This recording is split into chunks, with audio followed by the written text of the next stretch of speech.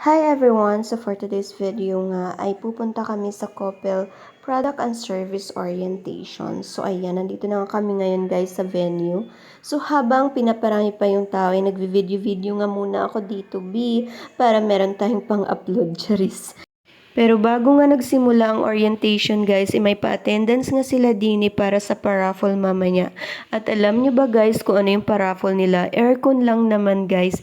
Kaya malalaman ninyo sa dulo ng video na ito guys kung sino yung maswerteng nanalo. Habang inaantay nga namin guys yung iba pang dadalo ay nagsiset up na nga dini guys ang mag-orient sa amin. Ang orientation nga na ito guys ay tungkol sa Coppel Product, Service Orientation, and Installation Training.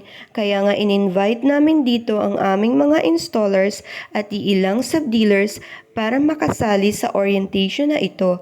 Kaya napakarami nga naman talaga nilang natutunan din ni guys kasi napakahusay ng nag-orient or nag-explain dito. Kaya maraming salamat sa taga-Coppel na nag-orient sa amin kasi napakarami talaga naming natututunan dini.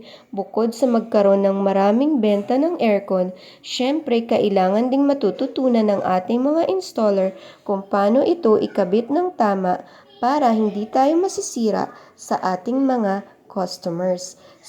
Pero syempre guys, mga gutom na tayo kaya hindi mawawala ang food. Kaya syempre guys, meron silang inihandang food para sa amin. Kaya ayun guys, kain muna tayo guys bago natin ipagpatuloy yung training. Para ganadong-ganado na tayong makinig pag busog na. Charis. Pagkatapos nga ng lunch guys, hindi ko na nga talaga na video dito ang continuation ng training kasi malapit na nga talaga ako guys malobat.